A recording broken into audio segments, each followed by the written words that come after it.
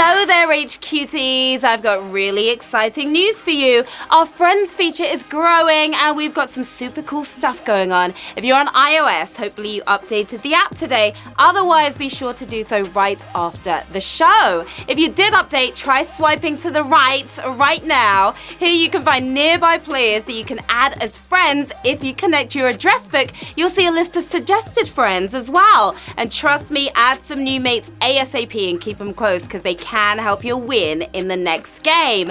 More to come soon. I'm Sharon Carpenter, your friendliest of quizzes, and this is HQ Trivia, where what you know can win you dough. The rules to play are simple. I'm going to ask you a series of questions from easy to hard. You've got 10 seconds to tap your answer. You get it correct, you move on. Get all 12 right, and you win or you split that cash. And today we have a very chummy £550 up for grabs. That could get you some fresh new looks for your wardrobe or a night on the town with your brand new HQ BFF. But before you spank it, you've got to bank it. Get your brain running and your thumbs thumbing, because here we go with Q1. According to the myth, what did fugitives use to put bloodhounds off their scent? Spangly starfish, blue dolphins, red herrings. Never nice to have bloodhounds on your scent. 3 fishy options, but did you sniff out the correct one? Normally a false lead, but it's the right choice. In this case, is red herrings for the win here on Q1. 159,000 if you went fishing and caught something big. The herrings were cured, giving them the red hue and making them stink enough to distract the dogs. That's how it worked. Q2. Which of these is a dating app that has made the term swipe right popular? Tinder, Flappy Bird, Dark Sky. Hopefully you tap right, as well as swipe right. You can swipe any direction you like. You still won't get to double figures on Flappy Bird. After a different type of fitness here, those fit guys and girls, is Tinder. We're talking about, of course, 158,000 if you're there with the tender win. Swiping right on Tinder indicates that you find the person attractive. Swiping left, not so much. All right, it's shout-out time, players. Hello to Mandy, Malcolm, and Josh in Kent, the Green Chimneys crew, and Freya, Niall, and Ella as well. We've got Anne O'Malley and the Bristol team playing. Katie Paxman and James Cholin just got engaged. Congrats to the both of you. Also, big shout-out to the staff at Bristol SU helping their students through exam time. It's a tough time. Good luck to all of you players. On to Q3. The Magnificent Seven is based on which Japanese movie? Tokyo Story, Seven Samurai, Rashomon. Have you seen The Magnificent Seven? Could help you here. At least Hollywood tried to hide this remake, swapping swords for bullets. It was based on Seven Samurai. Is your winning answer here? 123,000 of you still with us, winning that sword fight. Starring Denzel Washington and Chris Pratt, the 2016 movie was actually a remake of the 60s original, and even that was a westernization of Seven Samurai. They love that movie. Q4. Which of the following names was conceived from a term first used in the 19th century newspaper article? The Grand National, the Ashes, the Ryder Cup. Hopefully you know this article, HQTs. Nobody does sick burns like the tabloids, but they may have gone a bit literal here, creasing themselves. It was the Ashes. Is your winning answer here? And that was a very tough question. It was brutal. 49,114 if you're still with us. That was hard, though. The Sporting Times printed a mock obituary of English cricket stating the body will be cremated and the ashes taken to Australia. Q5. Metroidvania is a video game subgenre of which other genre? Action adventure, survival horror, real-time strategy. Metroidvania. Take one Metroid game, take one Castlevania game, and you have the makings of a whole category of games. Run for your lives while side-scrolling. Action adventure is your answer. Another toughie, but 16,758 of you still part of this adventure. It's a word that introduced the word portmanteau to gamers. Perhaps only just tonight, though. Like, right that second. Q6. The lead singer of which of these bands was not born in Canada? Sum 41. Nickelback. Arcade Fire. Not born in the Great White North. 3 clearly Canadian bands, but whose singer is rocking a US passport, preferring quarters to nickels. It's Arcade Fire. 8,605 of you on fire here on Q6.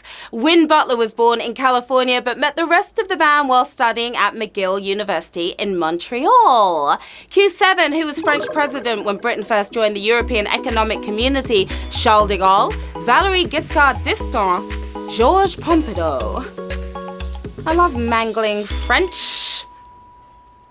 We're kicking ourselves out of the sequel now, but which Frenchman welcomed us with open arms in the 70s? Far less pompous than his name would suggest. Georges Pompidou for the win here on Q7. And that was a savage question, our first savage of the game. That was tough, and we are sorry to see 6,000 of you out of the game, but please continue watching, players. 2,889 of you remain with us. The original Brexiteer de Gaulle repeatedly blocked us from joining during his presidency. Q8, which of these is not a novel by Robert Harris? Bomber, Fatherland, Pompeii. Best-selling author and BBC journalist Robert Harris. Harris loves a one-word title, but which of these monikers belongs to a different author? Ducking from cover to cover. Bomber is not by Robert Harris. 1,148 of you are the bomb.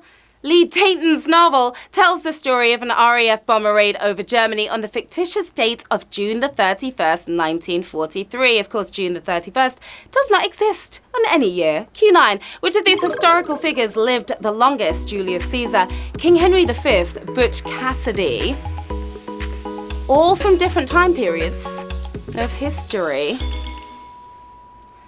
They all died rather suddenly, but who lasted the longest before they croaked? The accidental inventor of the knife block. It's Julius Caesar, who lived the longest. 391 of you seized that one tightly. Butch and Henry both fell short of half a century, while Rome's celebrity salad was 55 when he got Brutus. So close in age there. Q10, which of these British comedy stars did not appear in Garth Marenghi's Dark Place? Noel Fielding, Bill Bailey, Stephen Merchant. Do you see a light at the end of the dark place? Of course you do.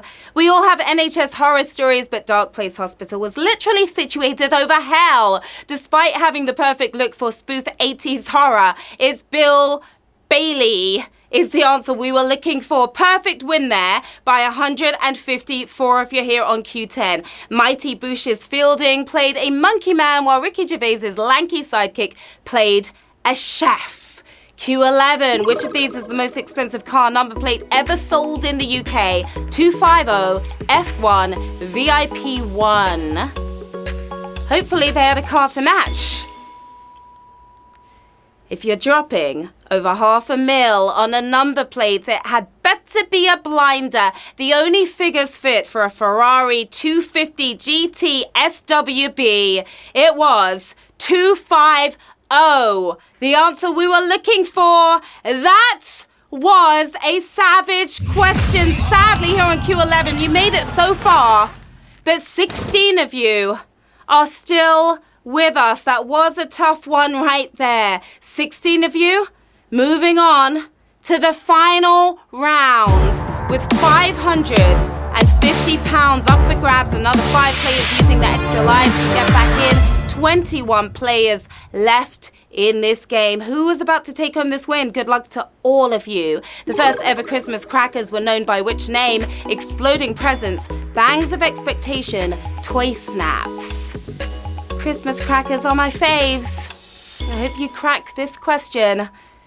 They're the soundtrack to Christmas dinner now, but what were they originally called in the 1860s? Thomas Smith liked the French bonbon, but thought it could be a bit snappier, sounding clunky but winning your money. Bangs of Expectation is your winning answer here on Q12, and we have 8 winners, my lovelies.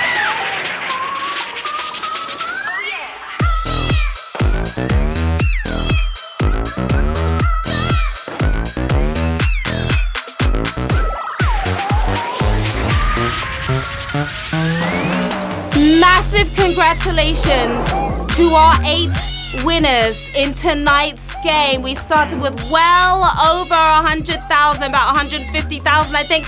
8 winners left, £68 and 75p you are taking home. We've got Rowan Fitzpatrick with his cool hoodie right there. And denim jacket, C. Baile 8, Length Wave, Joel Wintley as well, and a few other winners. Well done to each and every one of you. What are you gonna do with that cash? Maybe rub yourself down with a red herring to throw him off the scent? Stock up early on Christmas crackers, why not? Or buy yourself the cheapest number plate ever. There's a lot you can do with that money. Another awesome game down, HQTs. You smashed it as always. Come find me on the socials. I'm right here. Request your shout outs. And just say hi if you want. There's more cash to splash tomorrow, so join us at 3 p.m. for another chance to get your mitts on £550. In the meantime, do not forget to update your app and add those friends to help you win. Until then, have a great night, everyone. I'll see you soon. Bye.